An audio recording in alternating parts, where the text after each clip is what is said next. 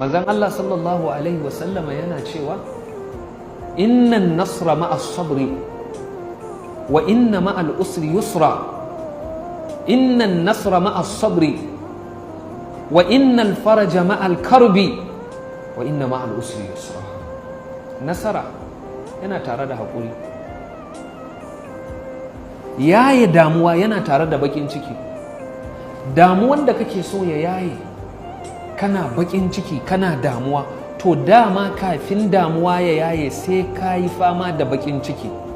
Hanyar da za ka bi zuwa ga yaye damuwan yana da ƙayoyi, yana da damuwoyi, yana da musibu. To innan nasra ma'as sabri, lallai nasara yana tare da haƙuri. Wa innal faraja ma'al karbi, lallai yayewa yana tare da baƙin ciki. Wa inna ma'al usri yusra. Allah ne yake rantsuwa ya ce wallahi duk wata wahala tana tare da sauki. Haka suke tafi.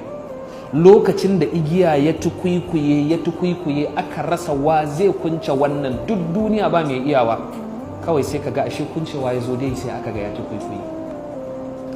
Bala'in da ya ci tara ya kai ƙwaloluwa, Allah yana da wata sunna cikin halittunsa. Duk wani fitinan da ya kai ƙwaloluwa ya zo gaban da la malja wa la manja minka illa ilai, to wallahi lokacin Allah zai yaye wannan damu. Abu ya ci tura, bakin ciki ya kai iyaka, bala'i ya kai da kanka kayi duk tunaninka da tadbirinka, ka gane baka da dabara, duk duniya ba wanda zai maka wannan abun, ba ka iya ba, har sai ka fara tunanin to gwara ma ka mutu. Sai Allah cikin mafi sauki kamar shan ruwa, Allah sai ya warware al'amarin gabaki daya. Inna ma'al usri yusra, inna ma'al usri yusra. Kowani wahala yana tare da sauki, kowani wahala yana tare da sauki, kowani yayewa yana tare da bakin ciki, kowani nasara yana tare da haƙuri.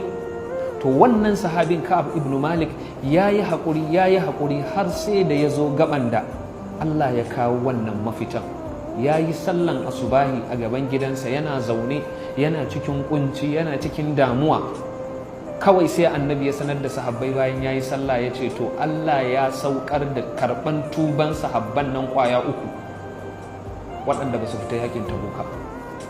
Bayan sun yi kwana 50 duniya ta musu kunci, sai ga mai bushara ya zo yana ce masa, ya kai Ka'ab, abshir litahni aka taubatullahi alaik, Allah ya karɓi tubanka.